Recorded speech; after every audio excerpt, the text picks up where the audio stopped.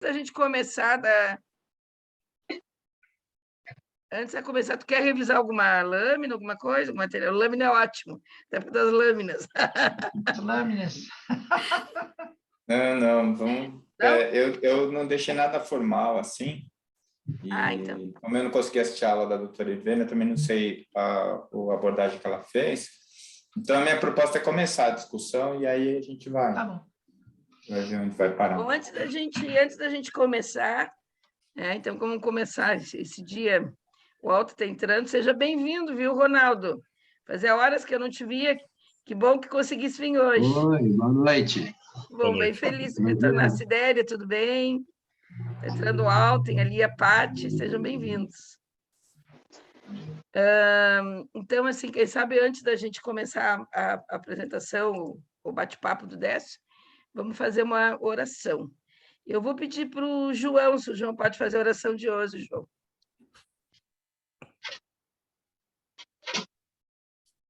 Vamos elevar o nosso pensamento a Deus e a Jesus para sintonizarmos o nosso coração em pedidos de bênçãos para o entendimento das aulas de hoje, para que nossos mentores estejam conosco, vibrando e nos acompanhando nas atividades de aprendizagem e que nossos iluminados mestres sejam abençoados nessa noite de aprendizado.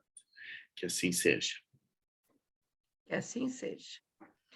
Bom, eu mais uma vez, então hoje nós estamos no penúltimo episódio, penúltimo episódio da nossa aula maravilhosa. Só que eu me lembrando disso hoje, vamos sentir falta, né? Tem sido tão bom, né, gente? Então, a penúltima discussão, né, vai ficar a critério, então, do Décio, né, que vai conduzir do jeito que ele achar melhor, e vou passar a condução para o Sérgio aí, que o Sérgio vai conduzir, então, com a discussão e tudo, e a gente vai tocando já o trabalho, tá? O pessoal vai entrando aos pouquinhos. Pode, Sérgio, tudo contigo. Então, boa noite a todos. Como disse a Vera, sem muitas delongas, né? Nós estamos indo para o nosso penúltimo encontro. Essa é a última apresentação do Décio, né? Do andar superior, que é exatamente o terceiro nível que a gente está apresentando nesse último módulo. E lembrando que o nosso próximo encontro será no dia 15 de março. Dá exatamente um mês, né? Ficou marcado para o dia 15 de março. Aí, a minha apresentação, portanto, aqui encerra, né, o nosso espaço que a gente criou para fazer essa reflexão, esses encontros, esses desdobramentos sobre o estudo do cérebro triuno. Então, desde já, uma boa reunião para nós. O Décio, fica à vontade, a partir de agora, tudo contigo. Beleza. Bom, a primeira coisa, assim, que eu acho que é uma constatação que eu tenho feito, acho que vocês, ao longo dessa discussão aqui, também têm feito, né? E acho que é uma das coisas que a gente tinha discutido com a doutora Ivênia e o Sérgio, é como isso aqui é uma coisa meio louca, né? É um poço sem fundo, porque quanto mais você procura olhar, mais coisa você acha, mais coisa aparece, né? Eu fui refazer a leitura dessa parte do terceiro andar e eu fiquei cheio de dúvidas, né? Como eu escrevi isso aqui, e na hora eu não pensei nisso, né? Não pensei. E agora eu estou pensando, né? E coisas assim que me deixam até um pouco estressada, porque a gente sabe que o livro fez sucesso, está vendendo bastante, e às vezes eu olho e eu acho meio frágil os argumentos colocados, assim, né? Isso é uma coisa meio de quem é muito controlador, que nem eu, né? E acho sempre que tem que fazer tudo perfeito. Então, isso eu aprendi bem cedo, até com a doutora Marlene, não ficar enrolando muito com o livro. Quando você acha que terminou, terminou, não fica relendo, porque senão você nunca termina, né? Mas essa oportunidade da gente reler e trocar ideia com vocês, e apresentar esse conteúdo, é uma coisa muito rica, porque a gente vai dando essa reciclada e quem sabe, né, doutor e Sérgio, sai aí um filhote desse livro aí, né? Um esporula, uma outra unidade aí que vai dar um passo adiante, né? Vamos ver. Mas eu acho assim que uma das coisas mais legais, e lá na Faculdade de Medicina, quando começa o módulo de neurologia, eles contam a história do Phineas Gage, né? A doutora Ivana citou ele outro dia. O Gage, ele foi um exemplo muito significativo. A neurociência, ela sempre evoluiu estudando lesão. Então, você pegava um cara que tinha uma característica muito típica, uma deficiência ou alguma característica cognitiva, motora, qualquer característica neurológica importante. Depois eles iam estudar o cérebro desse cara, quando ele morria. Então, a gente evoluiu muito na neuro em cima disso. Só que, assim, isso é bem impreciso, apesar de ser útil. O que a gente aprendeu de neuro, aprendeu assim. Mas agora as coisas mudaram, porque a gente tem a neuroanatomia funcional, a gente tem a ressonância funcional, a neuroressonância funcional, a gente tem o PET scan de neuro. Então, a gente consegue ver áreas cerebrais que estão ativadas ou desativadas durante determinadas funções neurológicas, um cara vivo, e com uma precisão até maior do que as lesões, apesar de que quem já viu as imagens de um PET scan, de uma ressonância nuclear magnética funcional, vai ver que não tem nada de muito preciso ali, né? São áreas, mas você consegue identificar anatomicamente quais áreas são. E é mais ou menos uma evolução daquilo que a gente fazia antes. E o Gage, ele foi muito significativo, primeiro porque ele conseguiu sobreviver, segundo que houve uma mudança muito radical nas características dele. Então, ele era um cara novo, 25 anos, e que já era chefe de uma empresa que estava construindo uma linha ferroviária lá nos Estados Unidos. E ele era chefe porque todo mundo gostava do cara. Ele era novinho, 25 anos, mas era um cara cordato, conversava com todo mundo, extremamente inteligente, extremamente organizado, conseguia fazer o planejamento da construção, e por aí. Então, ele foi ganhando, com o respeito dos colegas e mais a capacidade dele, ele foi ganhando espaço na companhia. E ele inventou ele era o responsável por abrir o caminho por onde passaria o trilho do trem. E a região que ele estava trabalhando era muito acidentada. Então, eles tinham que explodir algumas pedras para tirar do caminho para conseguir passar o trilho.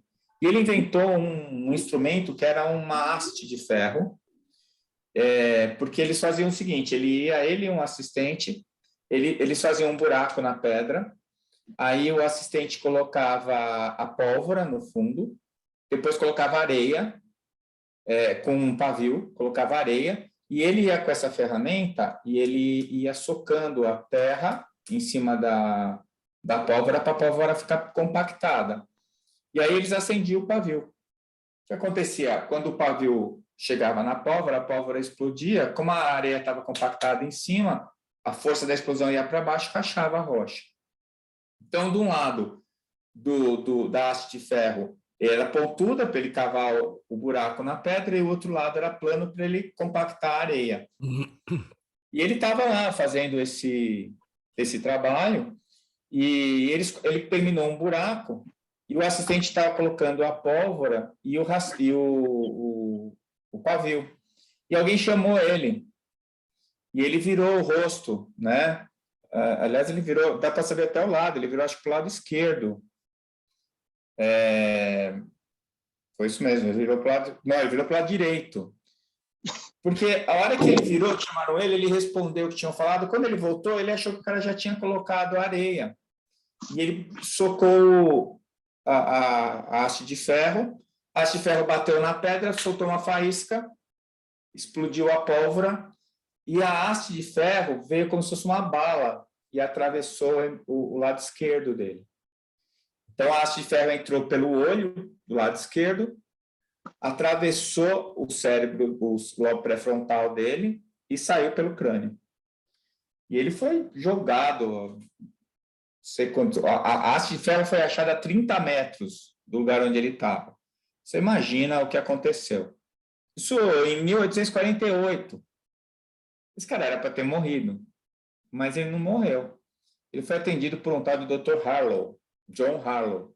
E o John Harlow dava para ver o cérebro, as artérias pulsando. Bom, ele perdeu a vista, né, o olho esquerdo, e fez um cone ali por onde saiu a haste de ferro. E o Dr. John Harlow, ficou lavando aquilo porque ele tinha medo de infecção, não tinha antibiótico na época. E o Phineas Gage sobreviveu, né? E foi uma vitória danada, assim, nossa, como pode e tal. Aí veio a segunda parte da história, né? Por quê? Porque ele não teve nenhuma alteração motora e o Dr. Harlow entrou para a história da neurociência porque ele fez uma descrição muito detalhada do quadro clínico, tanto das lesões anatômicas como do quadro clínico. E ele mostrou algumas coisas que tinham acontecido de mudanças, principalmente no comportamento do Gage, né? Esse crânio do Gage, quando ele morreu 13 anos depois, com 38 anos, e esse crânio dele foi colocado no Museu de Neurociência. E o doutor Antônio Damasio, com a filha dele, fizeram um trabalho de um estudo. Eles escanearam o crânio do Gage, fizeram um estudo tridimensional em computador do crânio e conseguiram estabelecer exatamente as áreas lesadas. Então, deu uma precisão muito grande para o grau de lesão de um cara que teve uma lesão em 1848, né? 1850 quase. E aí, o que é mais interessante é isso, porque ficou bem documentado, uma coisa não habitual, e o que mais chamou a atenção é que o Gage, ele perdeu as suas maiores virtudes, que era a sua capacidade de se relacionar com as pessoas, a sua capacidade de planejamento, de futuro. Ele era muito cordato, tratava bem todo mundo. E ele virou um brucutu, né? Virou um bicho do mato. O cara agressivo, falava palavrão, era impaciente, ele não conseguia fazer plano para nada, tudo que ele planejava agora, daqui a pouco ele estava esquecendo. Ele ficou muito grosseiro, então as mulheres não queriam nem chegar perto dele, as pessoas se assustavam, né? Ele foi trabalhar em circo, porque ele perdeu o emprego dele, que ninguém mais queria saber, ele também não conseguia mais fazer o que ele fazia, foi trabalhar no circo para mostrar, né, a cabeça dele e ele pegou a haste de ferro, ele colocava a haste de ferro e tirava, né, do caminho no crânio dele para mostrar que ele tinha a cabeça furada e assim por diante. Bom, isso daí é uma história, né, que ficou marcada na neurociência por causa dessas características que a gente falou, né? Mas aí, depois disso, muita coisa aconteceu. Por exemplo, hoje a gente chama de córtex pré-frontal, essa área que foi lesada, por causa do Gage, né? Um neurocientista inglês, o David Ferrier, inglês, ele descreveu como lobos pré-frontais, ou córtices pré-frontais, essas áreas lesadas, por causa dele estar estudando o caso do Gage. E aí o pessoal começou a prestar atenção nos tumores, nas lesões de pessoas que tinham áreas iguais. Boa noite, obrigado.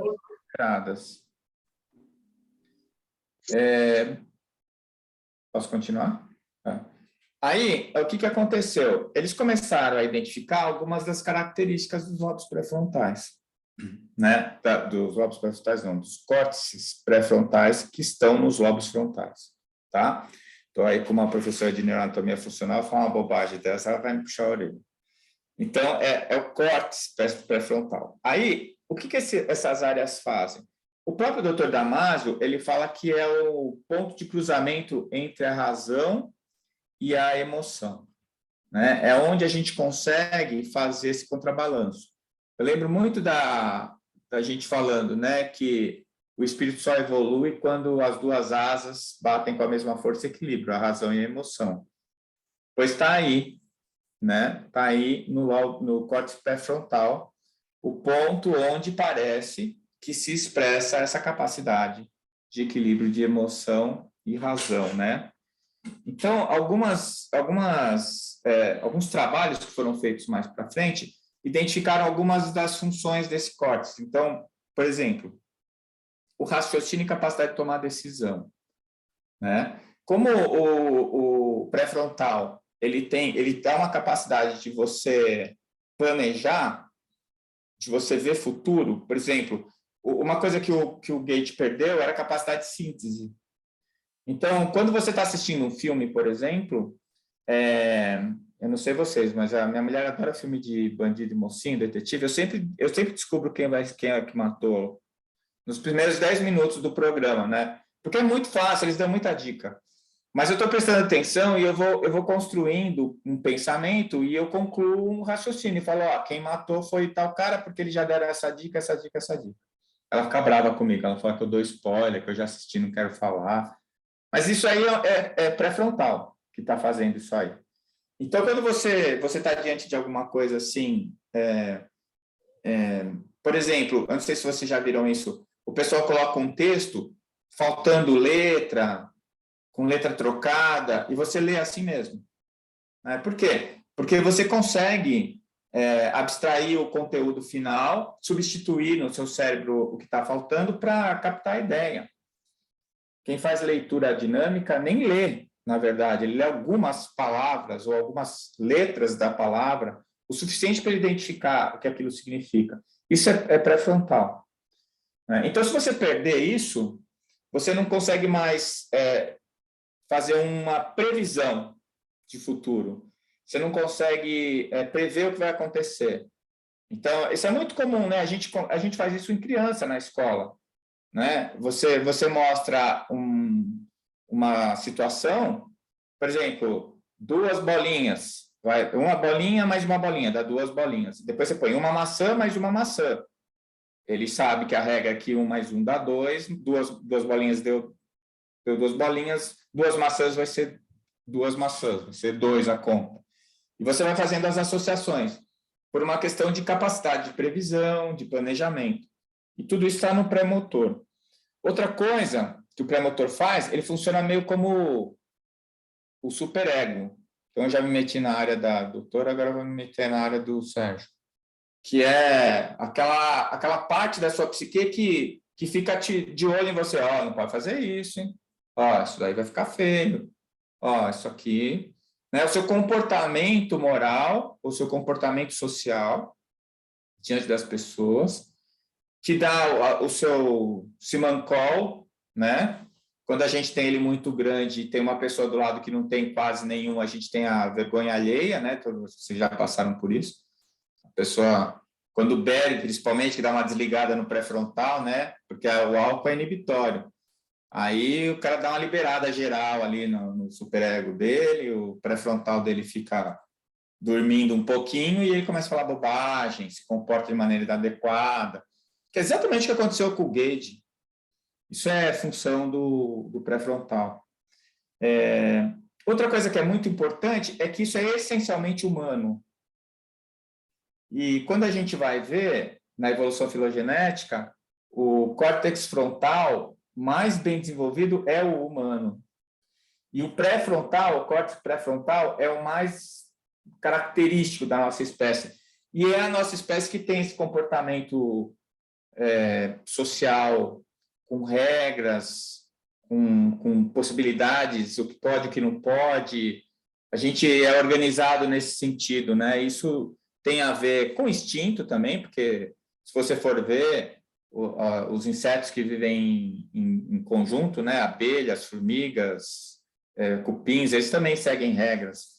Mas ali é diferente a conversa, né? Uma coisa mais automatizada. Eu acho até que é por conta que tem essa história aí do princípio inteligente, né?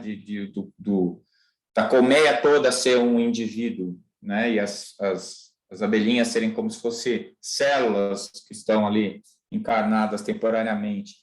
Então, a espécie humana ela é muito caracterizada por isso.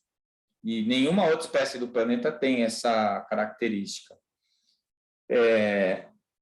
E essa nossa capacidade de identificar significados, tá?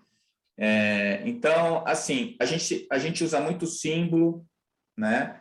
Quem assistiu aqueles filmes lá, que falavam lá da... Agora esqueci. Teve, que ele ia lá no Louvre pesquisar lá. Como é que é o nome daquele filme? Né? Esqueci. Código da Vinci. O Código da Vinci.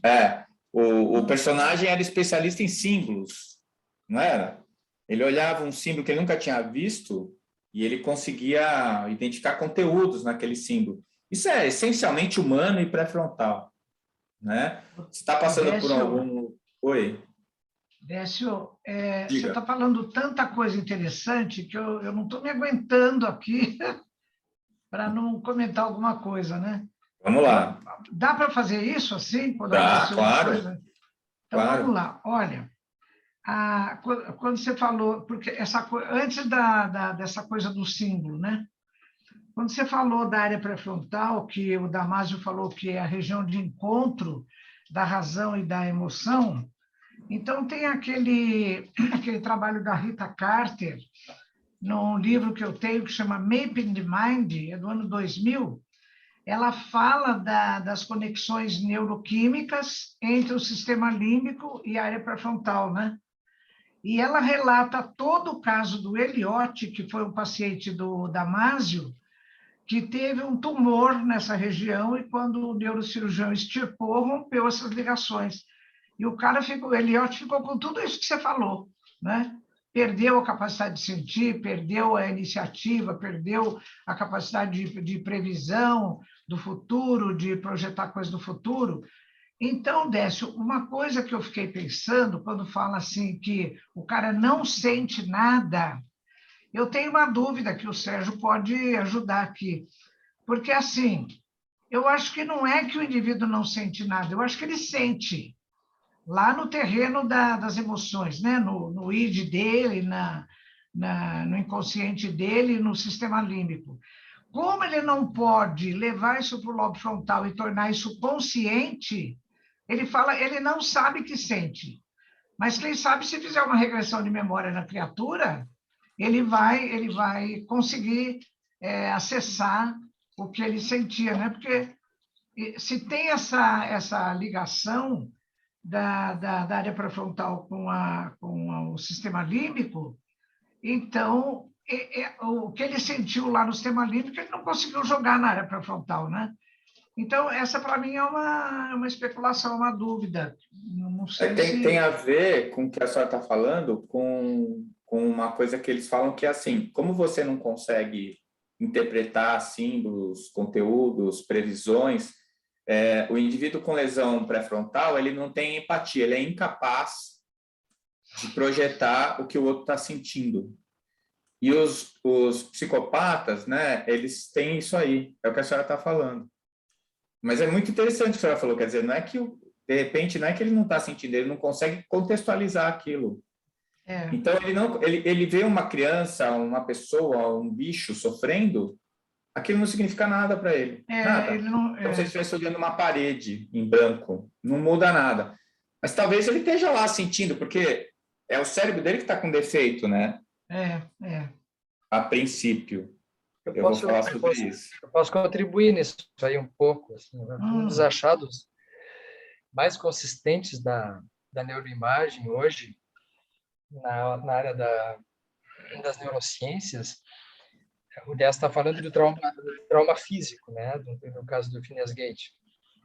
Mas um dos mais consistentes são os casos de abuso infantil e de castigos na infância, né?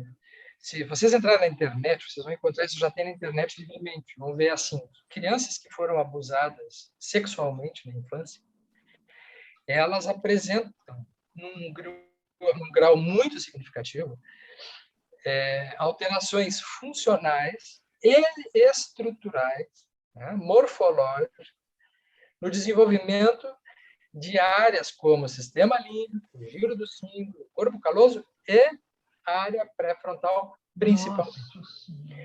Então, essas crianças, elas desenvolverão alterações morfológicas no campo pré-frontal. Isso isso coincide na história futura com histórias como depressão, maiores transtornos de ansiedade, maiores situações ligadas a pensamentos suicidas e, vejam só, personalidades limítrofes, como o transtorno borderline. Então, isso mostra que o trauma é no psíquico. E o psíquico, quer dizer, não, a não sendo um pedaço de ferro entrando no cérebro, porque aí é direto, mas assim, que a lesão, ela se dá no psíquico, sobretudo, de tal modo que o psíquico passa a comandar o físico.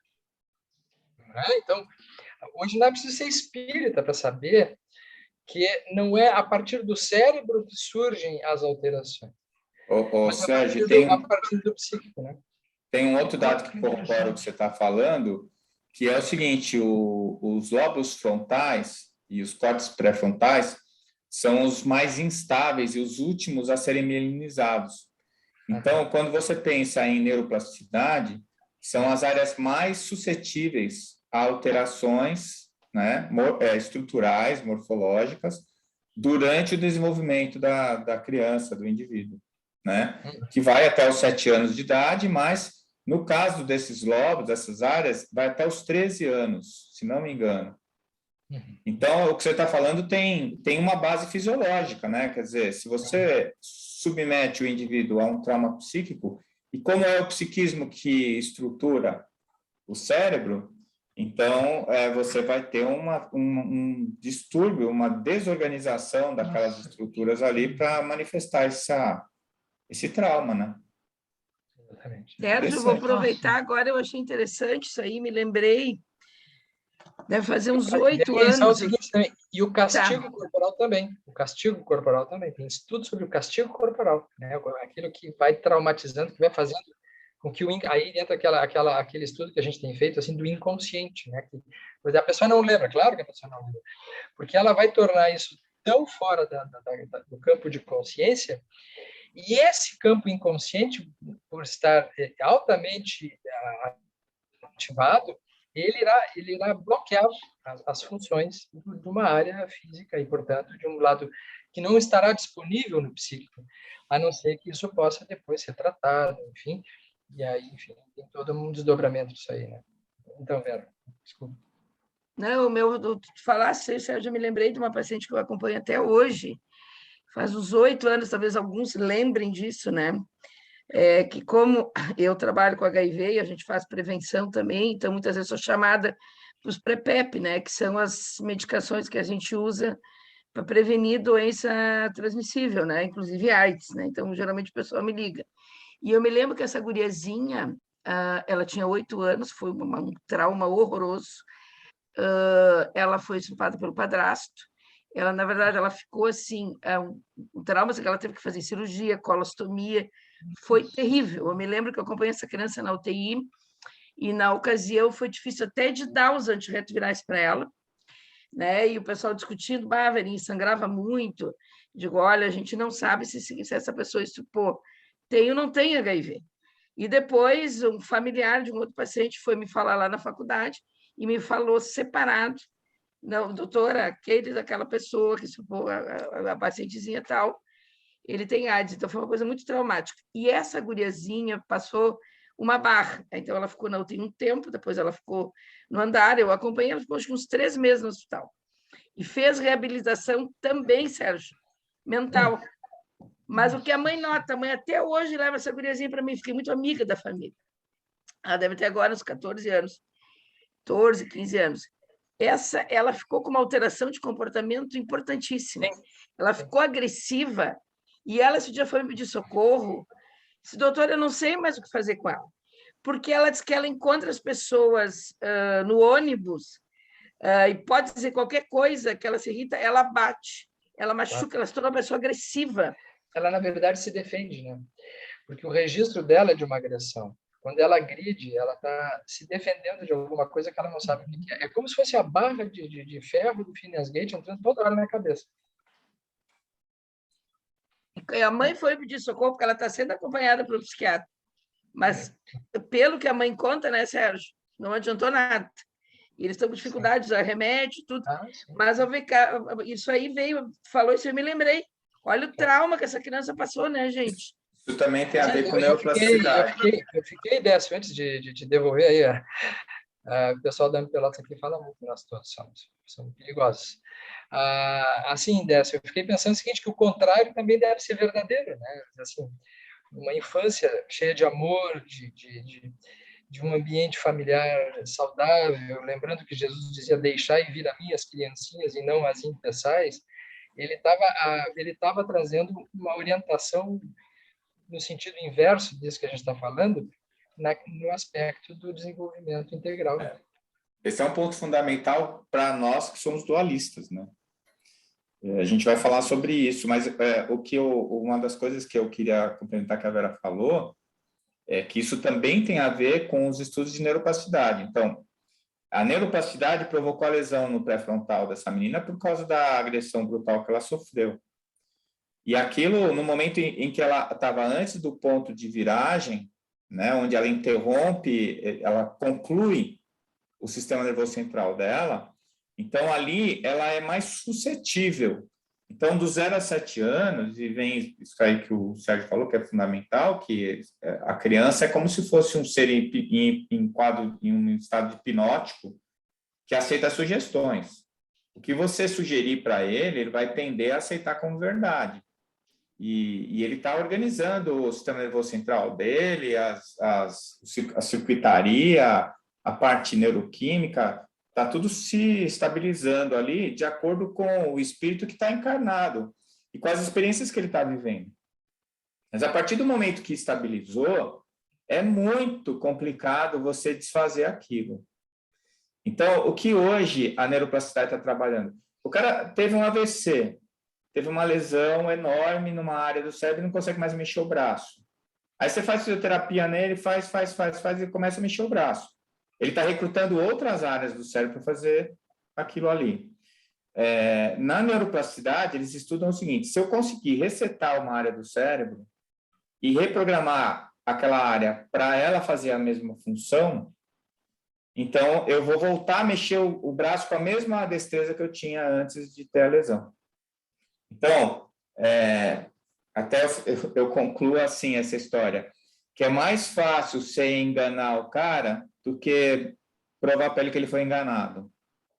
Quando você engana alguém, essa pessoa acha que aquilo é verdade, depois ela descobrir que ela foi enganada, ela não aceita, entendeu? Naquela história que a gente falava quando era moleque, tá comendo queijo, soltando bolha, comendo sabão, soltando bolha pela boca, falando que é queijo. Porque ele não tem capacidade de reverter aquele processo. Então, para essa menina reverter essa lesão que foi provocada pela violência no pré-frontal dela, ela teria que resetar essa área e reeducar o comportamento dela, que é uma coisa que até hoje a gente não sabe como acontece. Eles falam que geralmente são grandes traumas que fazem isso, né? Situações excepcionais que fazem com que a pessoa, por exemplo, quase morreu. Eu estou passando por uma situação aí com meu cunhado. Meu cunhado, ele teve um quadro de dor abdominal, abdômen agudo, foi operado, fizeram o diagnóstico de um câncer de intestino perfurado. E com gânglio e tudo. E ele falou, bom, tá bom, vou morrer, né? Fez colostomia e tudo. E ele ficou 20 dias achando que ia morrer. Aí, quando veio o anátomo, não era câncer, né? Era um divertículo perfurado com uma lesão pseudotumoral. Os gânglios eram inflamatórios. E ele mudou de um jeito, assim, que eu fui conversar com ele, eu fiquei até espantado. Né? As coisas que ele falou, a maneira como ele está revendo a vida dele, quer dizer, aquilo ali foi uma resetada no cérebro dele e abriu espaço para ele implantar novas condutas, novos pensamentos. Como se você não tivesse mais espaço no seu computador, você tivesse que resetar alguns programas para colocar uns novos. Só que você não acha como é que faz para apagar. Né? Aliás, toda vez que eu quero apagar um programa, nunca consigo. Tem um lugar lá no Windows que eu vou, mando apagar, ele está sempre lá, ele continua lá. Quer dizer, não apaga droga nenhuma. É a mesma coisa no nosso cérebro, mesma coisa. Tá? Desce, Então, isso... novamente interrompendo, novamente, desculpa, mas assim, acho que é interessante não deixar passar. O André, o Calderaro, no Mundo Maior, em determinado momento, eu não estou com o livro aqui, mas vocês vão lembrar disso aí.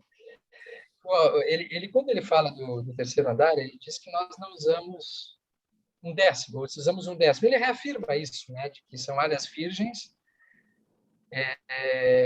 que estão disponíveis, que não estão utilizadas, né, isso no nível cerebral. Eu imagino que esse seria a região do superconsciente, que seriam aqueles potenciais que o espírito tem, mas não sabe que tem.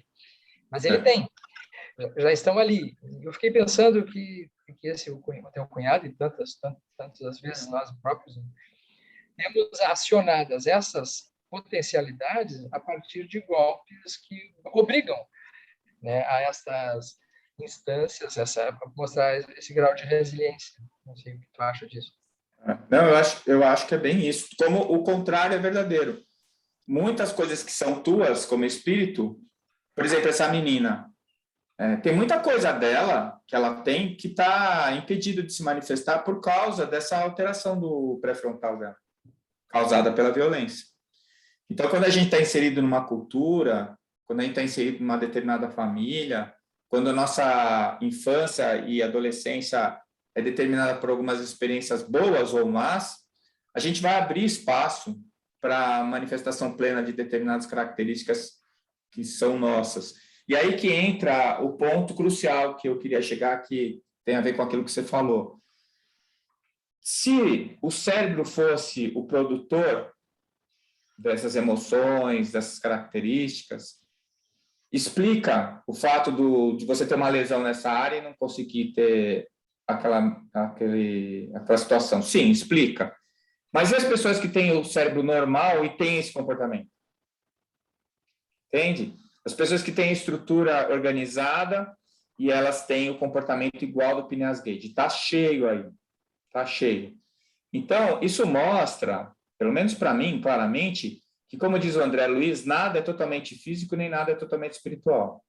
E quando a gente está encarnado, o produto final é a resultante desses vetores. Então, se eu nasci numa situação de penúria e eu fui desnutrido e o meu cérebro não desenvolveu o número de células normais que ele deveria desenvolver, eu nunca vou conseguir desenvolver minha potencialidade cognitiva, nunca vou ser inteligente. Isso não significa que o meu cérebro é primitivo, que o meu espírito é primitivo, que o meu cérebro ficou primitivo porque o meu espírito é primitivo. Significa que eu fui tolhido por aquela lesão cerebral. E o contrário é verdadeiro. Podem me dar um cérebro top de linha, né, vindo de um pai e de uma mãe, com a genética, todas as potencialidades, fui bem alimentado e cresci numa família legal, recebendo tudo de bom, e eu ser porcaria. Você é um espírito porcaria. Eu vou continuar porcaria. O cérebro não vai fazer eu ficar bom. Joga eu, tu e a Irvênia numa piscina e manda ver quem é que chega primeiro. Né? Então. Ela está há 2 anos parada, eu estou há 32 parado, né? Então, da natação. E nunca ganhei medalha nenhuma em sul-americana, viu, doutora? Então, Décio, eu comecei a nadar com 55 anos, dá tempo ainda, viu? Pois eu estou me animando, doutora Irvênia, então vou me animar também. Além disso, a Irvênia é uma esperança para todos nós, viu? Só que ela tem. Que legal, hein? Juliana, a Juliana quer fazer um comentário, né, Ju? A Juliana, né? Juliana está com a mão levantada. Primeiro também eu voltei a nadar há pouco tempo também, eu nadava na equipe, mas também eu estava 20 anos parada.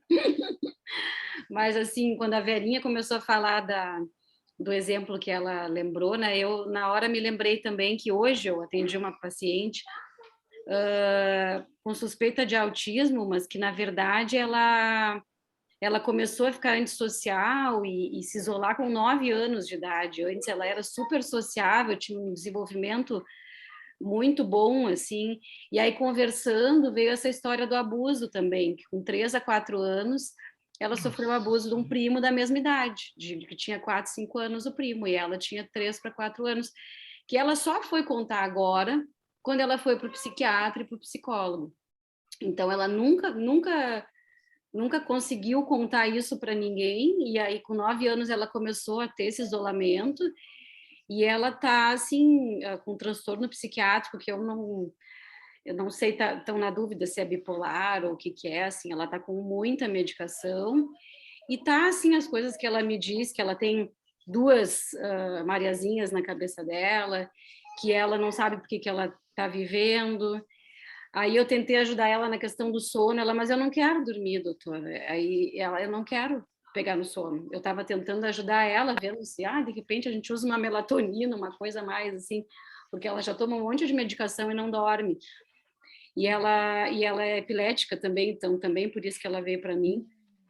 E aí muito complicado assim, a situação. E aí, como tu falaste, assim, a mãe me trouxe uma tomografia, uma ressonância, e perguntando se aquilo era neurológico, né? E eu disse, é estranho a gente falar que, né, não é neurológico e é psiquiátrico, né?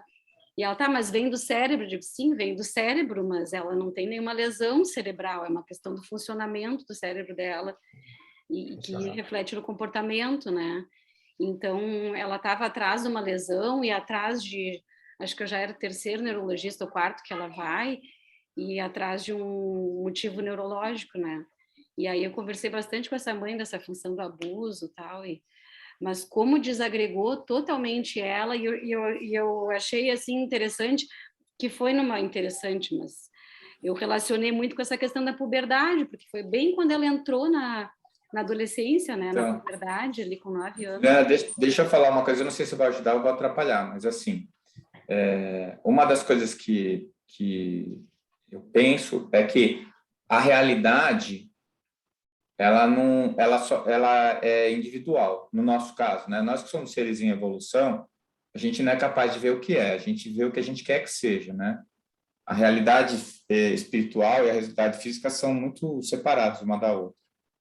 E para a pessoa, o que acontece, o que ela acha que aconteceu, ou como ela interpreta o que aconteceu, é o que vale. Mesmo que aquilo não tenha sido daquele jeito, a princípio. Eu fiquei pensando como é que um menino de 4 anos vai abusar de uma menina de 4 anos, né? Quer dizer, de repente, nem foi nada disso, e na puberdade, aquilo veio na mente dela como uma causa, que às vezes ela está justificando problemas que nem são dessa encarnação, e ela estava terminando a encarnação dela, entrou em contato e a coisa veio. E uma coisa que eu aprendi com uma psicoterapeuta aqui de Campo Grande, ela falou assim para mim, e eu acho muito legal isso, não interessa se aconteceu ou não, interessa que ele acredita que aconteceu. E é isso que provoca o trauma. Então, isso me mostra, assim, uma certa invulnerabilidade nossa em relação ao meio e uma absoluta vulnerabilidade nossa em relação a nós mesmos. Você está dando para entender o que eu estou querendo dizer? Quer dizer, se alguém fizer alguma coisa errada com você, você bloqueia aquilo na tua memória e toca sua vida em frente, pode até ter acontecido o abuso e nunca você vai registrar aquilo. E se de repente aconteceu alguma coisa que nem foi significativo, não tinha intenção nenhuma, e você registrou como abuso, vai. Né? E vai provocar um estrago danado. Entende? Então, a gente tem o caso da Verinha aqui. Meu Deus do céu, né? Eu assisti uma vez um atendimento para uma menina de 2 anos que tinha sido estuprada também. E destruiu o períneo da menina. Foi um Deus os acuda, né? Uma hemorragia danada. Todo mundo revoltado. Diz que se aparecesse o estuprador lá, era capaz dele ser linchado lá dentro do hospital, né? E isso é uma coisa que fica registrado para a gente. Mas, assim, outras coisas mais sutis que às vezes não são sutis para a pessoa que vivenciou, né? Então, isso me faz lembrar muito essa questão da realidade física e da espiritual. E como a gente tem que levar em consideração, e quem trabalha com saúde mental, eu estou aqui me metendo de novo, né? Mas, assim, é mais isso, né? Você não vai pesquisar se aconteceu ou não, que maneira aconteceu. O teu objeto de trabalho é o que o paciente está te contando, a experiência que ele viveu, a emoção que ele traz daquilo ali, porque com aquilo ali que você vai ter que trabalhar, né? É o que a gente chama de fantasia. A fantasia do fato, ela tem um poder do fato, né? O fato pode não existir. É por isso que, quando se trata no nível psíquico, não se busca o fato. É como o fato é irrelevante. Não é que seja irrelevante, ele é importante, mas ele não é tão significativo, porque na maior parte das vezes não é o fato, e é o trauma. Porque o trauma, ele é uma consequência de como a pessoa processou, o ser processou no seu psiquismo aquela representação, ou não, ou nem representou, pode nem ter representado. E aquilo ali gera uma alteração violenta. Né? É isso mesmo. Sérgio, eu tenho o texto do André aqui. Você quer que eu leia? Que você falou antes do... o Aten quer fazer um comentário? Aí, ó. Estou lendo pela segunda vez um livro maravilhoso, chama-se O Cérebro, uma biografia, que justamente um grupo de estudantes fez uma experiência em que ele introduz memórias em outras pessoas. Então, assim, um indivíduo teve lá foi num determinado... Estou inventando uma história aqui. Foi numa determinada casa e tinha uma pessoa feia que achou que era uma bruxa. E aí a pessoa que está entrevistando, mas essa bruxa estava de chapéu preto, não estava? Estava de chapéu preto. Só que não tinha bruxa, não tinha chapéu preto. Então, memórias podem ser implantadas artificialmente. E o tema hoje é bastante pesado, né? Mas eu acho que vale a pena pensar realmente... Puxa, eu veterinário anatomista, velho. Falando da espécie humana, né? Mas eu acho que vale a pena pensar exatamente em que essa moça, ela não sofreu nada, quem sabe trabalhar a mente dela, que ela não sofreu nada e que pode ser muito bem o que o Décio disse, questão reencarnatória, mas amenizar essa memória ruim que ela tem e coisas que não existiram. Para mim, me pareceu também, assim como o Décio colocou, algo impossível de ter acontecido com uma criança de 4 anos. Eu acho difícil que tenha uma tendência, uma perspectiva, uma perspicácia, uma maldade de abusar de outra criança. Com certeza não. Com certeza não. Na verdade, esse significado, ele apareceu no início da adolescência. E na eclosão da transtorno psiquiátrico também, né, Sérgio? Talvez. Transtorno psiquiátrico. Quer dizer, ela carrega alguma carga de uma outra natureza, que quando a sexualidade dela vem à tona, ela recorda que teve um episódio que a ela apareceu um estupro. E como vocês estão dizendo, o estupro de uma criança de 4 anos, né? Não, mas foi uma criança. Não, para ela foi um estupro. Não, mas não tem nem sexualidade desenvolvida ainda, né, Sérgio? Nem ela, nem o outro. Não tem.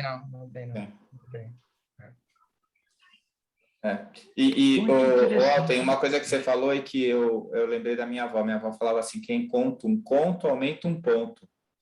Então, não precisa nem de outro para introduzir memórias. Você mesmo, tanto contar uma história, você vai floreando.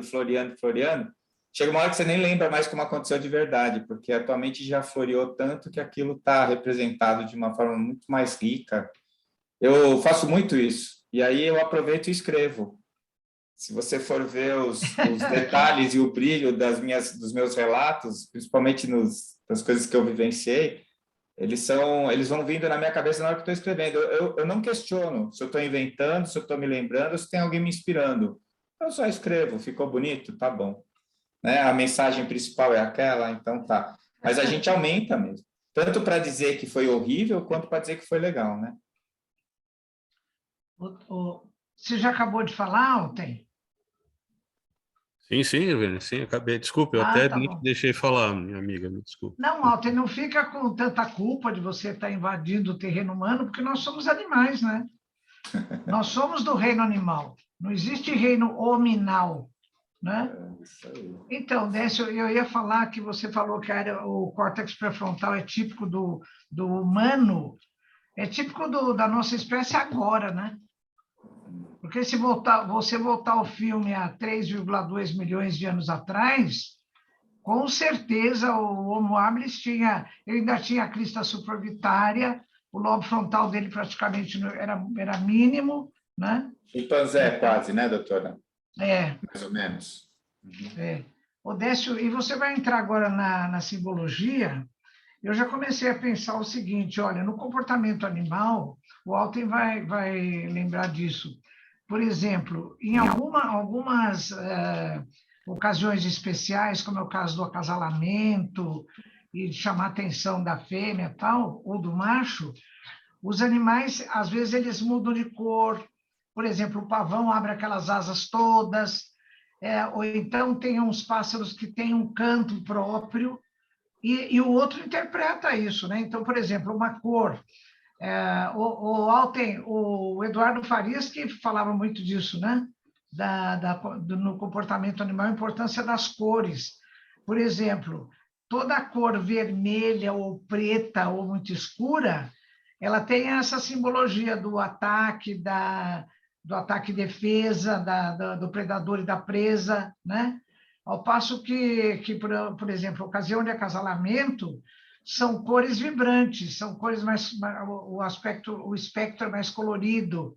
Então, mesmo dentro do reino, do campo dos animais não humanos, eles têm uma forma de interpretar cores, de interpretar comportamento, interpretar a melodia dos pássaros, que certamente é diferente do nosso referencial, né? Mas a gente pode fazer essa leitura, eu acho também, né? Com uma certa restrição, mas, né, Alten? Desculpa, Décio, me permite de novo Claro, meter a pelota claro. torta. O Eduardo Farias é uma das pessoas mais inteligentes que eu conheço, eu acho, colega de São Paulo, era professor da USP. Ele veio a Pelotas 2 vezes dar um curso, Formas, Cores e Sexualidade Animal e Humana. E eu tenho uma experiência que eu gostaria de dividir com vocês, acho que Sérgio e Décio vão gostar bastante, Vênia também. É o seguinte, todos.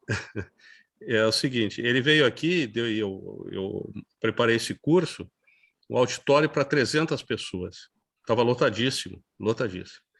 E eu subia no palco para apresentar o Eduardo a primeira noite, o professor Eduardo Farias, da USP, vai falar hoje sobre formas atrativas e repulsivas. Segunda noite, o professor Eduardo hoje vai falar sobre cores que são atrativas e repulsivas. As cores mais sexualmente atraentes é a junção do preto, vermelho e branco. As cores que diz cuidado comigo são os ternos pretos. Políticos e advogados usam muito ternos pretos, né? Então, essas são as cores. E o Eduardo, na segunda noite, ele falou sobre essas cores, explicou o que era atraente ou não. Na terceira noite, quando eu subi no palco para apresentar novamente a fala do Eduardo, o auditório era outro, a cor era outra. As pessoas sabiam que cores queriam usar. O auditório estava, de 2 dias anteriores, cores neutras para escuras. Na terceira noite, ele estava vibrante, ele estava lustroso, amarelo, brilhoso. branco, As pessoas copiaram, entenderam muito bem o recado.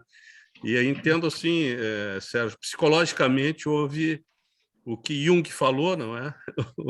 O inconsciente coletivo ali atuou de uma forma muito intensa. Foi uma experiência muito interessante e que eu repeti, eu trouxe o Eduardo uma segunda vez a Pelotas para ele fazer e eu fiz a mesma coisa, aí já chamando a atenção, e esse fenômeno se repetiu. Foi muito interessante para ver aquele comportamento. Alten, eu me lembro dessas palestras do Eduardo, que ele recomendava assim, quando você vai fazer uma entrevista, você vai se apresentar para um emprego, alguma coisa, vá de azul. Azul, olha aí o azul. E eu estava olhando as cores de todo mundo, né? Aqui, ó.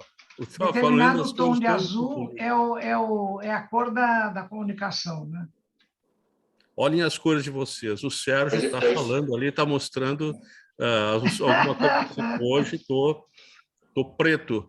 Azul, temos 1, 2, Juliana, Décio, Irvênia, a Verinha, azul. Outras roupas bem claras. A sexualidade está ausente hoje aqui. Sexualidade está ausente. Está todo mundo... Mas a espiritualidade... Está à noite, né? É dia de dormir, né? Mas hoje eu fui dar aula na faculdade, por isso que eu estou de azul, acho. Mas eu acho que isso é interessante, porque isso, quando você traz isso ao nível consciente, você está só trazendo uma coisa que é instintiva. Né? Que desde o animal mais primitivo ele já usa isso. Você estava falando aqui, né? Aquelas lingeries sexys é vermelha, preta ou branca, né? Geralmente é a vermelha, que é a mais vibrante, né? Tipo, vem quente que eu tô fervendo, né? Essa história da cor. E tem outras coisas, o amarelo para alimentação, o azul para comunicação, o verde para saúde. Desculpa, Décio. O laranja para alimentação, por isso que o McDonald's é laranjado. E ao mesmo tempo que estimula o apetite, rapidamente a pessoa se cansa daquele ambiente e vai embora, ou seja, tudo que o negócio quer. O Alten, deixa eu contar um casinho com o Eduardo. A gente estava lá acho que no Piauí, lá em Teresina, com a Celina. E eu gosto muito de, quando eu vou para o Nordeste, vir naquelas casas de artesanato, né? Então, eu falei, a Celina falou assim, não quer não? Eu falei, eu quero ir no artesanato. E fomos, o Eduardo foi junto. E como ele foi atropelado há muitos anos, ele tem um problema na perna, ele anda um pouco, ele sente. Então, eu entrei numa daquelas lojinhas, né? E ele ficou sentado assim na porta, e eu fui comprar tipo baby doll, assim, umas camisolinhas para as minhas filhas. E comecei a pegar assim, e ele tem uma voz grossa, aquela risada, né? De lá ele gritou assim, Irvênia, quais são suas intenções? Pensando que eu estava comprando para mim, né? Aí eu disse, são as piores possíveis. E ele, deu risada, né? Eu estava comprando umas camisolinhas lá para as minhas filhas. O Eduardo é muito engraçado. Bom, continuando. Então, isso daí gera essa coisa que a gente que ficou muito clara para mim quando eu comecei a estudar neurociência, e principalmente depois que eu li as ideias do Paul MacLean e do André Luiz, que é isso que a gente está falando das cores, por exemplo. Aquilo está lá nas tuas profundezas, né? Porque a cor, na verdade, é uma frequência de onda que vai te estimular de uma determinada maneira. E essa experiência ancestral, ela é transmitida, passada, e ela está lá para todo mundo. Por que a gente, no primeiro dia, o pessoal não estava usando e no último estava? Primeiro, porque no primeiro dia está todo mundo neutro. Como diz a doutora Irvênia, não estou nem pedindo, nem ameaçando. Estou tirando a mão, vamos ver o que vai acontecer, né, doutora Irvênia? Não estou nem fazendo biquinho, nem estou mostrando as presas. Eu estou dando aquele sorriso social para ver onde a coisa vai parar.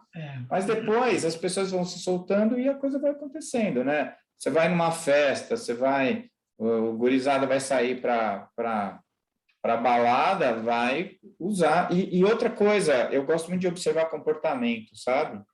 Gosto muito de observar. Eu estou em qualquer lugar que eu estou, eu fico observando. E é interessante você olhar. Se eu tivesse esse conhecimento quando eu era mais guria, ia ser mais fácil minha vida. Você vê a menina perto do menino, se ela está se exibindo para ele, se ela quer chamar atenção, o menino para a menina, então estufa o peito, abre o olho, a pele fica diferente, a postura, o tônus muscular aumenta. Tem todo é igual o pavão abrindo a asa, né? E por que isso não acontece o tempo todo? Porque está lá, e conforme eu vou colocando um andar em cima do outro, os andares que vêm sendo sobrepostos, eles vão hierarquizar ou subjugar os inferiores. Eles não anulam, eles não terminam, eles não encerram, eles controlam. E o pré-frontal, como ele é o nosso superconsciente e também a nossa consciência social e moral, ele é controlador. Ele fica ali inibindo. Então, você está, naquele dia que você está afim, né? Vou botar essa camisa vermelha hoje, porque é aniversário de casamento, vamos ver se vai rolar uma festinha à noite. Aí fala assim, não, você é um cara sério, como é que você vai sair de vermelho? Bota um preto aí, bota um azul, vai de branco. Entende? Então, não é porque você não está, às vezes, com a cor que você queria estar, você está com a cor que você acha que você devia estar, dependendo do ambiente que você vai. Por quê? Porque você está hierarquizando. Então, esse comportamento, esse conhecimento, ele gera uma ferramenta importante, na minha opinião, para que a gente consiga deixar esses instintos, que são muito sábeis, né? Eles não estão aí por acaso, são milhões de anos de evolução, você conseguir experimentar essas coisas de uma maneira modulada, sem ser um inibidor, né, desses sinais que vêm aí do primeiro e do segundo andar. Porque não é porque é primitivo que é ruim. Primitivo é o que vem primeiro, só isso. E o que vem primeiro é basal ou básico, porque está na base. E se você tirar, cai tudo. Então, esse comportamento eu acho que é muito importante. Inclusive, né, no nosso comportamento diário e nas coisas que a gente pensa. Então, a gente estava falando da coisa do símbolo, né, doutora? Tem aquelas imagens que você olha, um vê um homem de barba, outro vê uma mulher. Um vê uma coisa, um objeto sexual, fálico, e o outro vê uma flor. Quer dizer, tá lá, depois que você chama atenção, ele vê as duas imagens. Mas por que ele viu primeiro uma e não a outra? Porque ele estava prestando mais atenção naquilo. Ele estava vibrando mais naquela direção, né? E isso daí é os seus níveis subconscientes que estão, de alguma maneira, escapando o controle do seu superego, do seu instinto cortical, né? Então, isso daí mostra bem isso daí, não é substituição, é superposição. Superposição, isso. É interessante essa tua ideia, porque quando Kardec codificou o espiritismo, ainda a psicologia não tinha descoberto o inconsciente. A gente tem que contextualizar lá 1857, 1858, 1860, estávamos longe ainda da ideia de que esses níveis inferiores comandam a nossa vida e eles não podem ser suprimidos, não podem. Se eu tentar suprimir um instinto, ele vai me derrubar, porque ele não tem como não existir, né? Mas lá no Evangelho segundo o Espiritismo se diz assim: reconhece o verdadeiro espírita pela sua transformação interior e pelos esforços que faz para domar. Eu acho que o domar ali, aí entra os veterinários, para nos ajudar o que pode ser. A gente pode interpretar pelo domar as suas inclinações más. Esse termo domar, nesse momento, não é um termo muito feliz para a gente continuar repetindo, porque o que a gente chama de más inclinações, muitas vezes, são os derivados do instinto. Né? Mas, também no Livro dos Espíritos, diz que os instintos também podem conduzir ao bem. Ou seja, o instinto não é um sinônimo de má inclinação.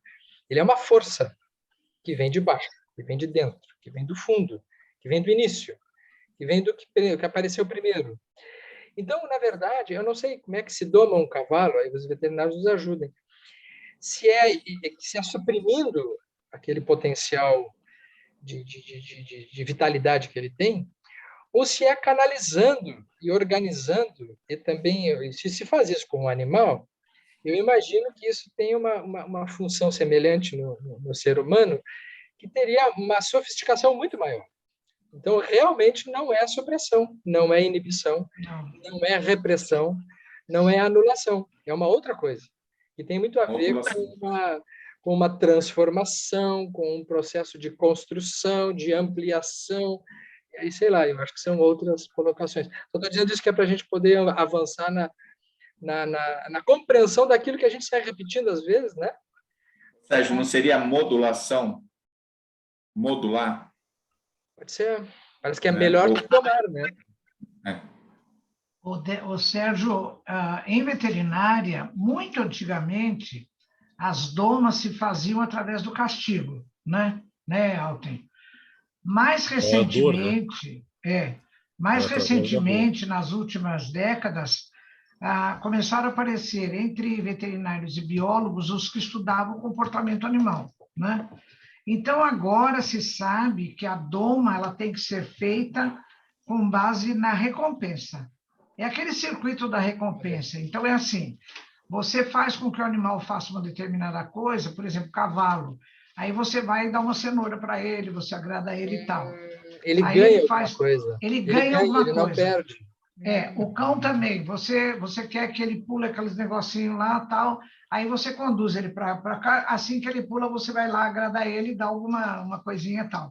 Então, hoje, toda a doma para as pessoas que são bem orientadas, ela é feita com base na recompensa, no prazer, e não mais no castigo, na dor, né? E a educação é assim, não é, doutor? A educação antigamente era na palmatória, agora... Agora Mas é muito interessante isso, Irvênia, porque me parece que esta ampliação para o terceiro andar é um tipo de recompensa também, não? Quando a gente abdica de uma gratificação de primeiro andar, em função de uma recompensa de terceiro andar, nós estamos no processo educativo. A gente não suprime, a gente não reprime, mas a gente escolhe, né? Escolhe uma outra maneira de gratificação, que é de um andar superior. É interessante esse conceito, né? É Skinner e Pavlov, né? Que, na verdade, esse condicionamento de comportamento que eles desenvolveram em animais, a gente usa na educação, né? Porque todo mundo que vai fazer um esforço, abrir mão de alguma coisa, estabelecer um comportamento, ele tem que ter uma sinalização para que aquilo aconteça. E, obviamente, que se você sinaliza pelo ganho, ele vai repetir. Se for pela perda, pelo castigo, ele vai tentar se livrar, né? Ele foge, ele não abraça. Então, assim, quando agora me foge os Oi, ele está no telefone. Não, eu fui atender o telefone, desculpa, porque a Luísa está sozinha, a Flávia está lá no centro fazendo trabalho de psicofonia, e eu fui lá e falei se ela precisasse de alguma coisa para ela me chamar. Mas o telefone eu fiquei pensando, Irvênia, assim, gente, que quando me ajudem nos nomes ali, que está se engalfinhando lá o Pedro e o Camilo, lá no mundo maior, né? Estão se engalfinhando, porque eles estão sem recompensa nenhuma mais de primeiro andar, um está no plano espiritual e o outro está no fim da linha aqui, completamente obsidiado. O trabalho que era no segundo andar dele já não deu mais resultado, porque ele tentou já faz 20 anos que eles estão nesse... produtiva, se engalfinhando.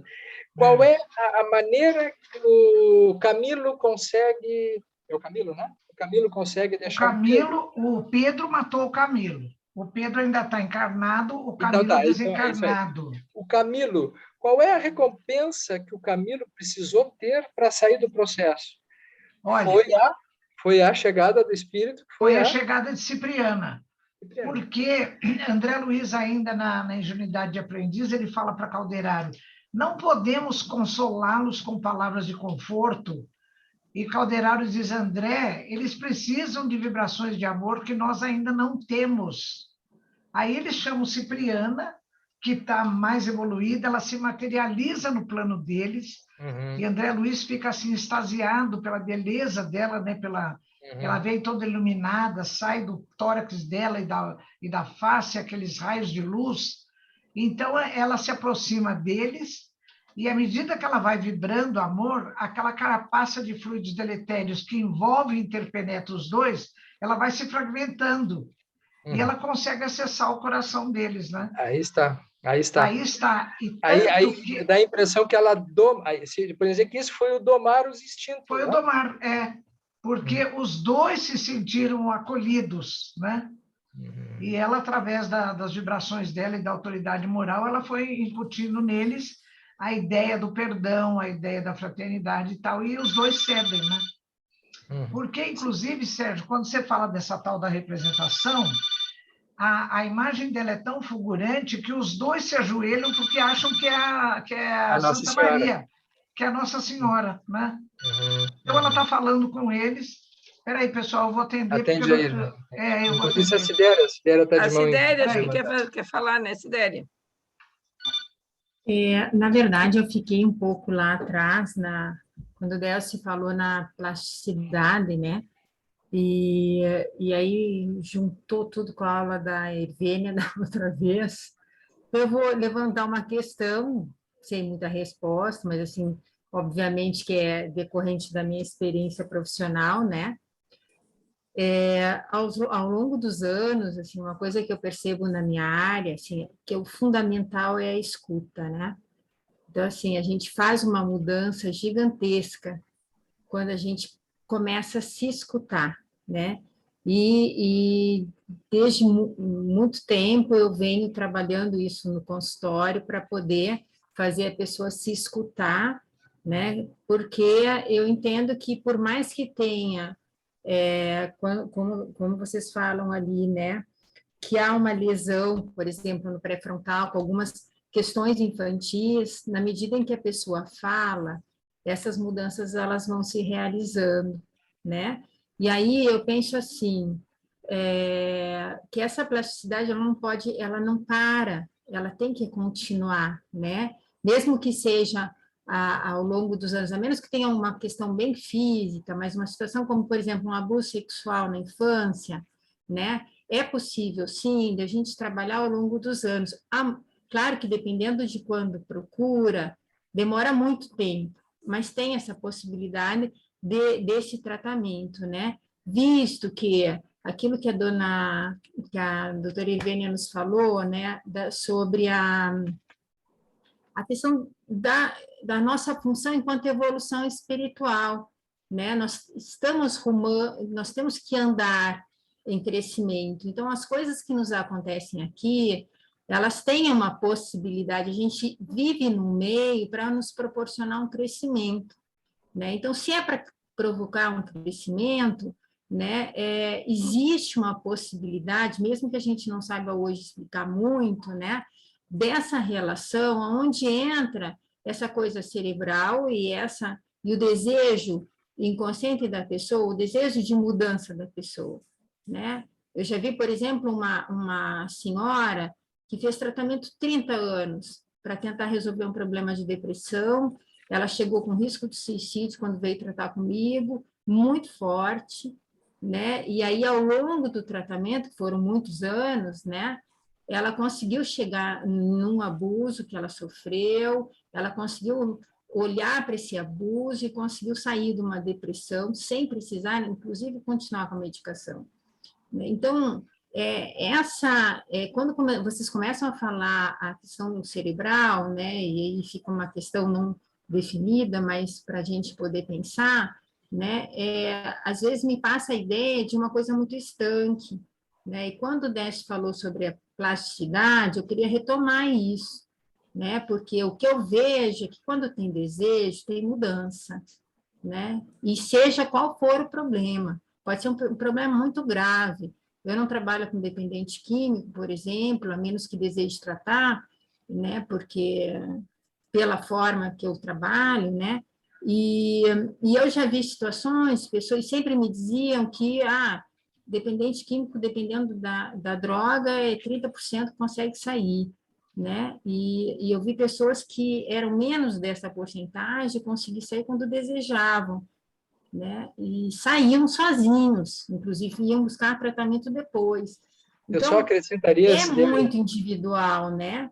Eu acrescentaria, Ju, o que tu está dizendo, sua Maria, o que está dizendo, assim, que não é que ela saia sozinha, ela criou um vínculo contigo, né? E sozinha é antes de chegar em mim, em alguns casos. Mas o criar o vínculo, ele é um novo parto, é um novo nascimento. O vínculo que se faz com o terapeuta, com uma pessoa, no relacionamento, quando ele é pautado na espontaneidade e na escuta verdadeira, ele é transformador. E é isso que me faz pensar nessa menina, por exemplo, que vocês citaram, né? Que ela, aos 9 anos, ela tem uma verdade dela que aparece, né?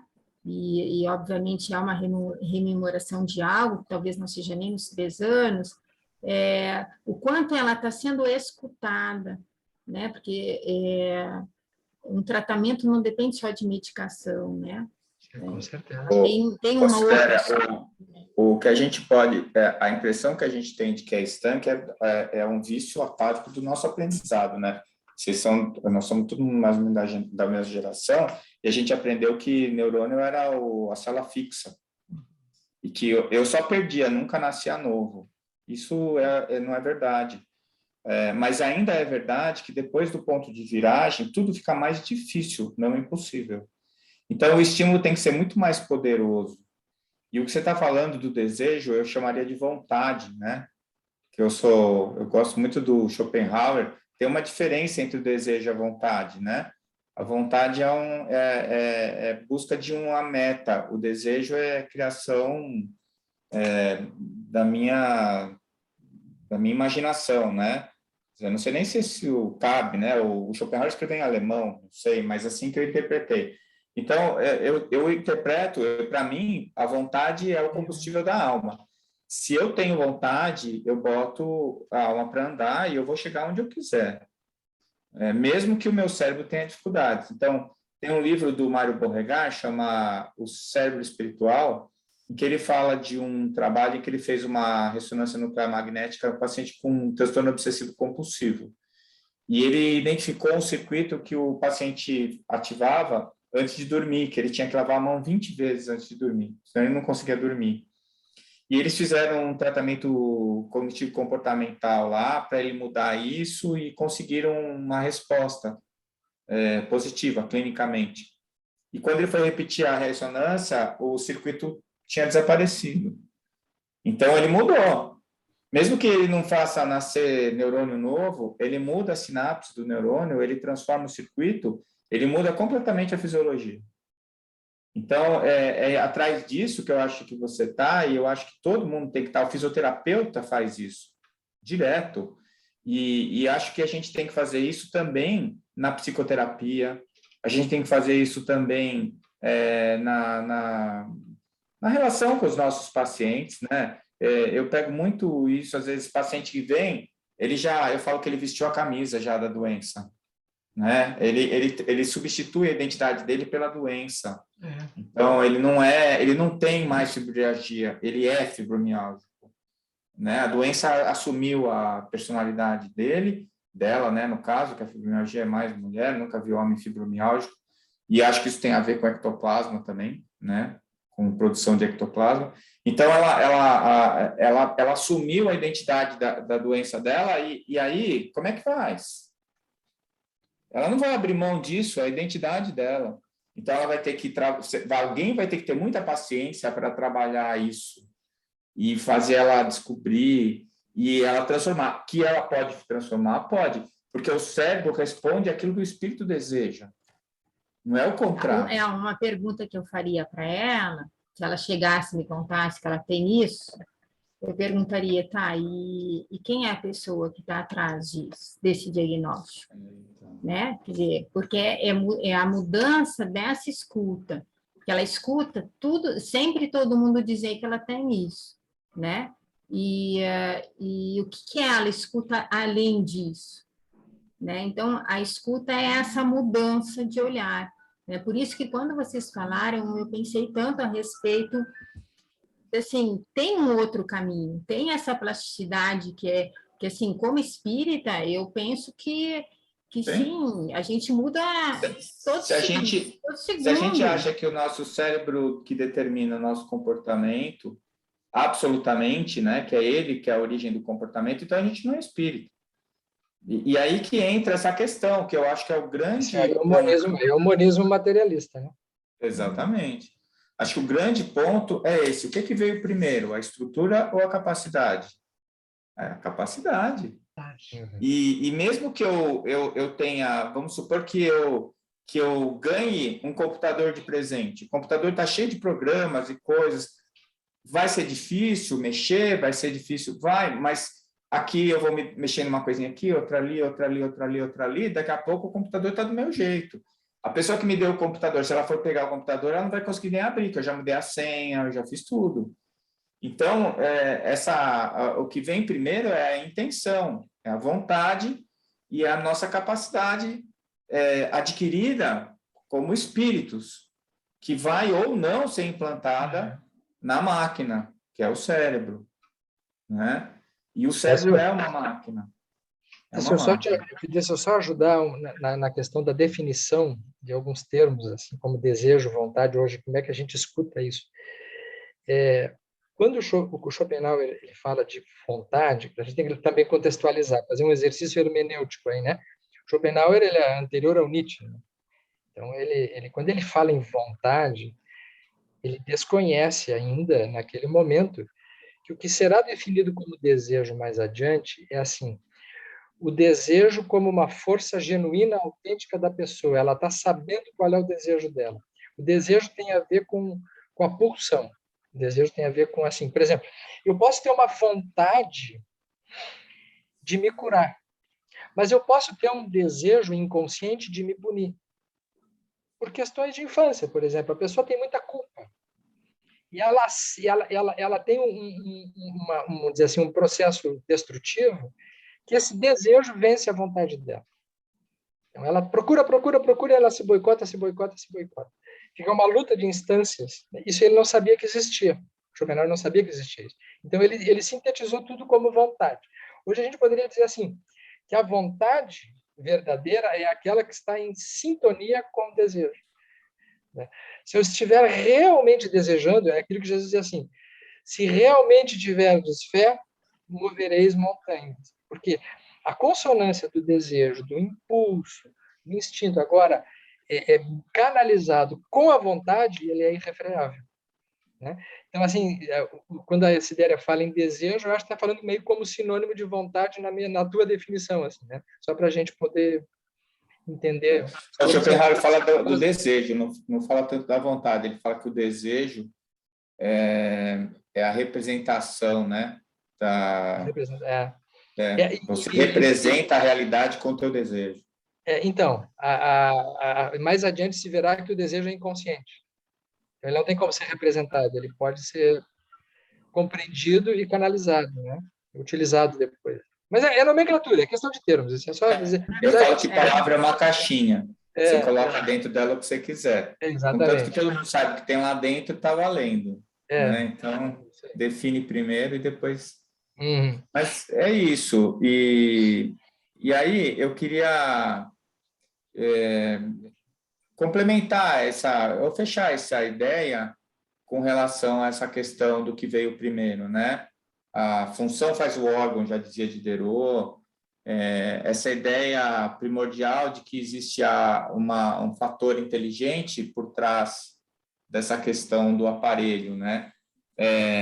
A minha esposa, o pai dela fez recentemente agora uma cirurgia para implantar um marca-passo para Parkinson, e ela assistiu a cirurgia. O paciente fica acordado, não sei quantos de vocês conhecem a técnica, o paciente faz uma ressonância, eles implantam um arco na cabeça, ele faz uma ressonância e o computador calcula o ângulo de entrada das agulhas para chegar lá nos núcleos da base, onde ele precisa chegar para implantar o eletrodo. E ele implanta os eletrodos, né, dentro dessa angulação, e depois ele vai definir a profundidade e a amplitude, a amperagem do estímulo. E aí o paciente tem que estar acordado, porque ele falava assim, o senhor fala assim, eu quero tomar água. E ele falava, eu quero tomar água. Aumenta a amperagem, eu quero tomar água. Aumenta mais um pouquinho. Eu. Não, diminui. Eu quero tomar água. Tá bom aí. E ela ficou olhando aquilo, ela falou assim, meu Deus, parece que o cara está regulando o carburador do carro, né? Quer dizer, vamos calcular a velocidade da amperagem, a posição. Aí mandava ele fechar a mão, aí ele não conseguia fechar a mão ficava aberta. Aí ele mudava a posição, aí ele conseguia fechar a mão. E assim por diante. Então, aquilo ficou tão claro que o cérebro é um instrumento, é uma máquina extremamente complexa, extremamente bem resolvida, extremamente sintonizada, mas que, como toda máquina, quanto mais complexa for a máquina, mais passível de desencontros, de distonias, de erro. E quando a gente vai encarnar, isso tem que ser levado em consideração. Quando a gente está encarnado, isso tem que ser levado em consideração. E quando a gente desencarna, isso vai ser levado em consideração. Né? Porque nem sempre eu estou nas minhas plenas capacidades espirituais de acordo com o cérebro que está disponível para mim. Então, eu concluí de uma maneira bastante segura para mim, que, assim, eu não vou encontrar ninguém que tem um cérebro que vai fazer ele ser mais do que ele é. Eu só vou encontrar pessoas que têm estruturas físicas que vão fazer ele ser menos do que ele é. E ele vai ser menos não é para punir, nem é para ele experimentar. E apesar do cérebro estar fazendo ele ser menos, ele continua sendo mais. E essa experiência está valendo para ele porque ele vai registrar isso. Mesmo com a dificuldade, enquanto ele está acordado e desperto, no momento em que ele dorme, no momento em que ele desencarna, aquilo tudo vai ser computado dentro das possibilidades e da capacidade dele. Então, se eu pegar um Albert Einstein, se eu pegar o Décio e colocar no cérebro do Albert Einstein, não vai sair nada além do Décio. Certo? O Albert Einstein era o Albert Einstein. Não é só porque o cérebro dele era bom, é porque ele era bom.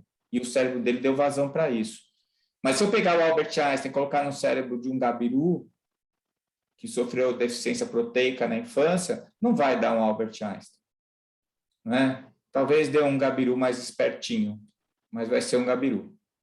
Né? Então, isso mostra claramente para mim a dualidade cérebro-mente.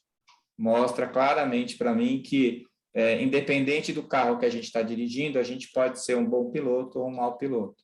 Eu lembro da época do Rubinho e do Schumacher na Ferrari. Os dois dirigiam o mesmo carro.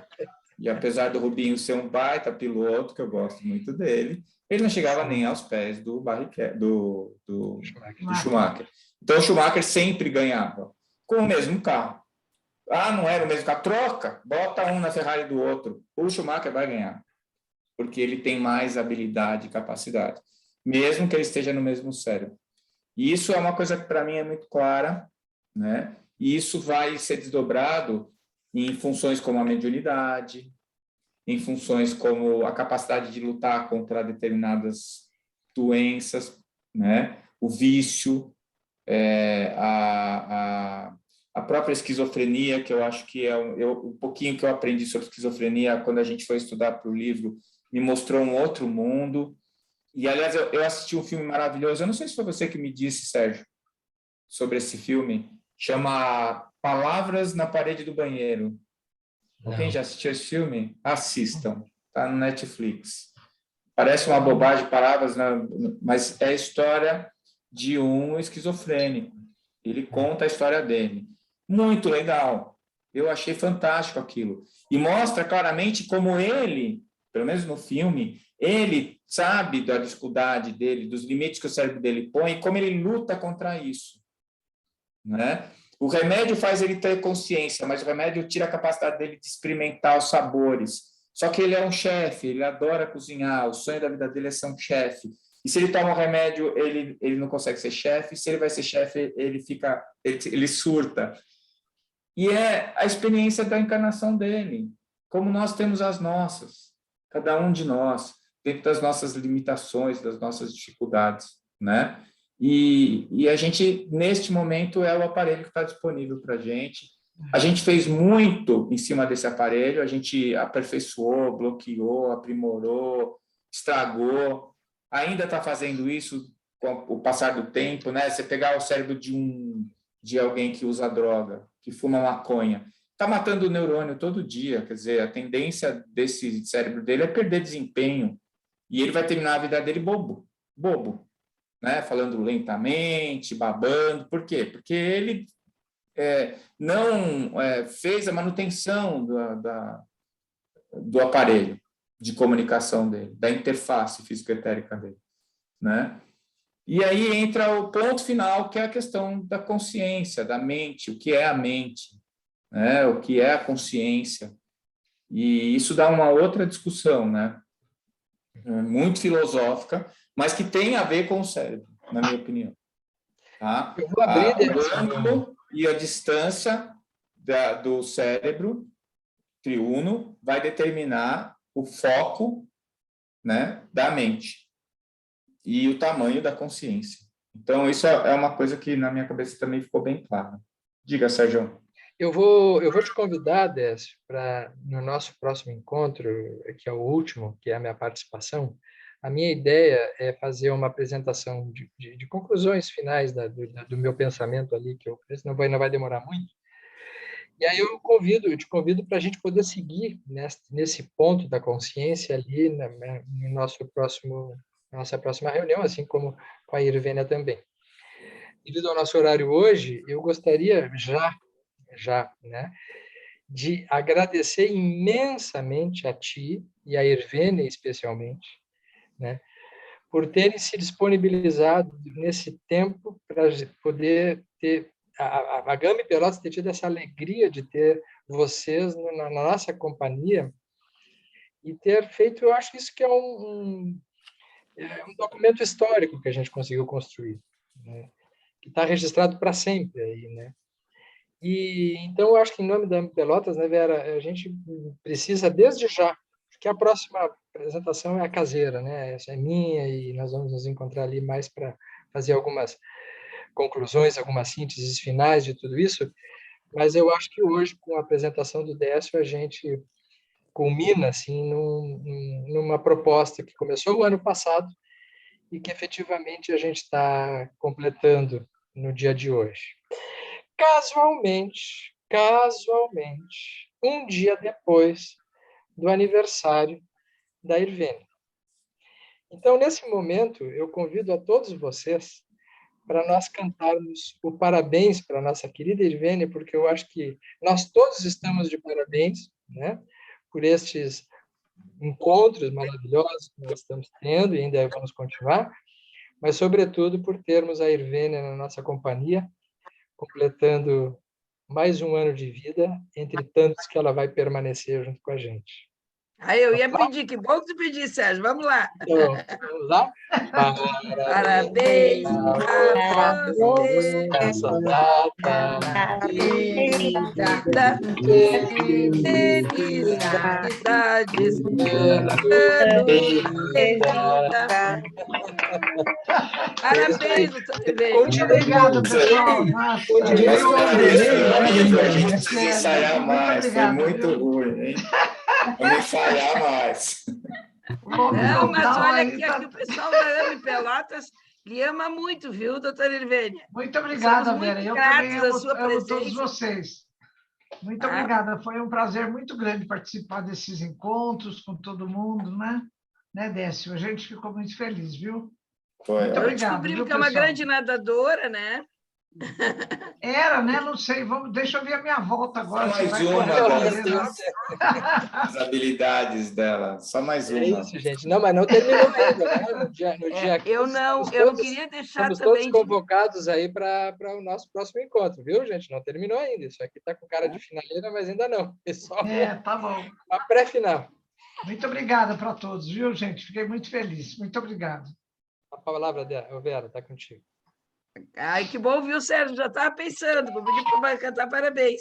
Agradecer, viu, Décio? Foi muito boa a discussão hoje. Muito legal. Né? Eu até queria fazer algumas intervenções, mas foi bastante discutido. Achei muito bom. E eu já tinha um olhar diferente sobre as cores, viu, Alten? Eu não gosto muito de bege, sabe? Eu acho bege cor de bege, gente deprimida. Eu gosto de vermelho, gosto de azul, gosto de rosa. Fiquei mais animada até com esse comentário. Acho que as cores têm muito a ver. Todo mundo de vermelho no último encontro nosso. Pronto. Eu adoro vermelho. Adoro. Mas, para encerrar esse evento aqui com chave de ouro, eu vou até pedir para fazer oração para nós hoje, a Sidéria. Pode fazer oração para a gente, Sidéria, para encerrar o nosso evento? Posso.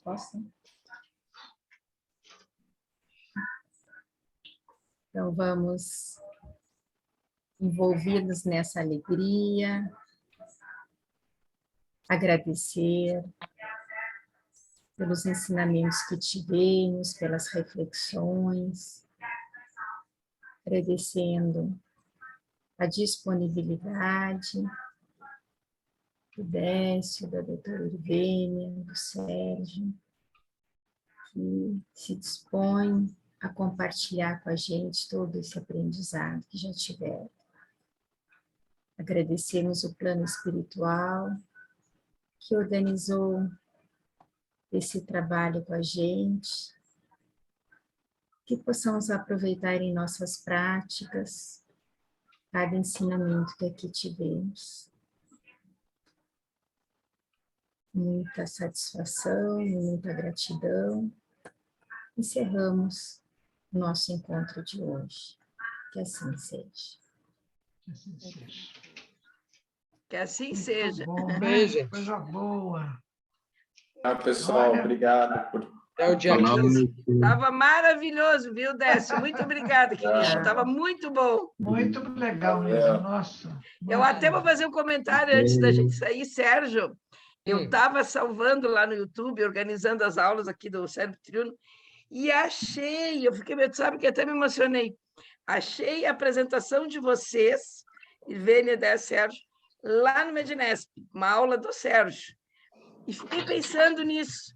Nossa, quem é que ia imaginar? O Sérgio até comentava assim, esse livro provavelmente vai ser utilizado para alguns eventos, a gente não sabe. E fiquei cá, olha só, nesses anos todos, que bom que tem no YouTube, né, gravado essas aulas também anteriores, né, Sérgio? Lá do Medinesp, e fiquei lembrando como a gente foi presenteado com isso e como se discutiu bastante esse assunto, né? Foi muito bom mesmo. Quer dizer que eu fiz uma profecia na época, é? Tu Não me fizesse lembrava uma disso. profecia Viu e só? deu certo. Ô, Vera, e com certeza esse formato que a gente desenvolveu aqui, naquela proposta do Sérgio, vai embasar outros cursos, né?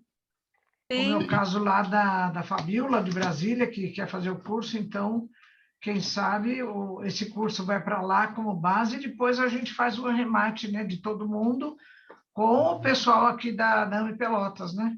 Os Vai ser muito acadêmicos do legal. DA aqui, da AME Mato Grosso do Sul, eles me pediram para... Eles estão começando a ler o Cérebro Triuno, me pediram para convidar a doutora Ivênia e o Sérgio para fazer discussões, né, não sei o quê, igual a mesma coisa que a gente tinha conversado. Aí eu pedi para eles assistirem às aulas da AME Pelotas, e no final, quando eles estiverem terminando, a gente combina uma live para atendê-los, né? Eu acho que o caminho é esse aí. Está o material pronto. E a gente revendo essas aulas, esses nossos encontros, a gente vai identificar uma porção de desdobramentos, né? O Décio mesmo começou a fala dele hoje dizendo que o que ele já fez, ele acha que os argumentos não são tão convincentes, ou seja, ele já está com outra coisa na cabeça que é desdobramento. Por exemplo, quando o Sérgio falou daquela parábola do filho pródigo, né? Acoplado aos 3 andares da casa mental, isso é um desdobramento que não tem no primeiro livro. Quem sabe a gente vai articulando, né, Janine, para depois fazer uma segunda publicação com desdobramentos de alguns assuntos importantes, né? De alguns assuntos. Eu já tenho levantado muitas coisas aqui.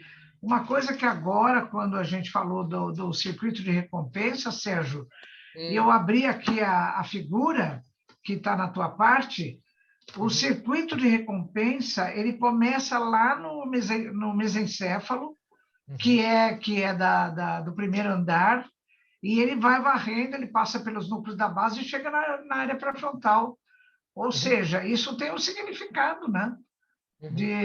Quer dizer, não fica só lá estimulando a área pré-frontal, não, ele vem lá de baixo, ele faz uma porção de conexões no sistema límbico e chega na área pré-frontal.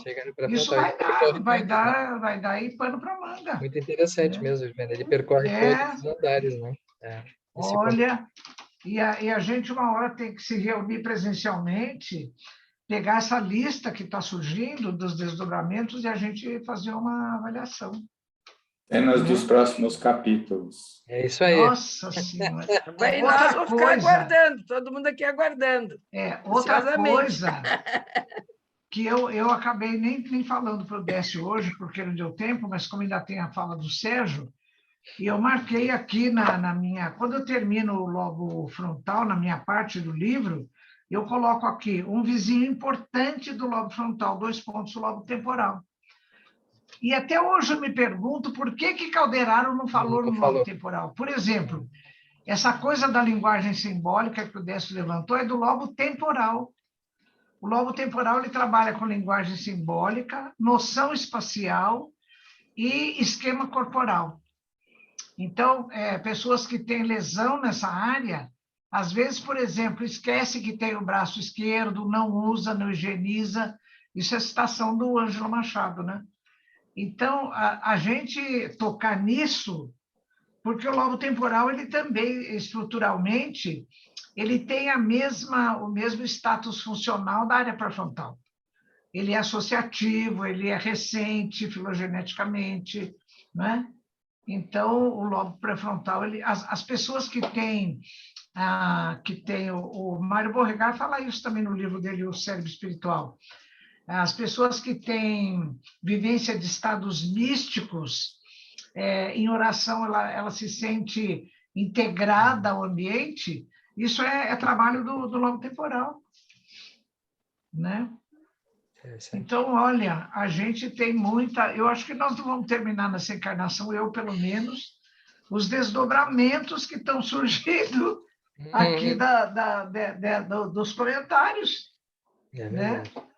Cada vez fica melhor, viu, doutora Eliane? Cada vez aprendemos mais. Olha, mas isso tudo acabou surgindo, acabou assim, se tornando erupções, né? Como se fosse um vulcão soltando a lava para cima aqui, quando a gente começou a discutir, né? Verdade. As coisas todas que vão... E é impressionante como em grupo, né? É o que o Sócrates falava, né? É bem a coisa socrática, que é a tese, você jogar uma ideia, o outro joga a ideia contrária, que é a antítese, e disso tudo sai a síntese, né? Exatamente. Então, o trabalho em grupo, Vera, foi muito importante para nós três aqui, Janine junto, porque há muito tempo a gente vem pensando nos desdobramentos. E quando a gente começou a colocar isso aqui na roda, no grupo, isso adquiriu consistência, né? Tá certo. Bom, que bom, né? Isso é, como dizem as histórias infantis, essa é uma outra história que fica para uma outra vez. Vão ter várias, vão ter várias. Teremos, continuaremos, seguiremos. Seguiremos. Voltaremos. Boa noite, pessoal. Mas dia Tchau, 15 boa tem noite. mais, Até a viu, próxima, gente? então. Como eu disse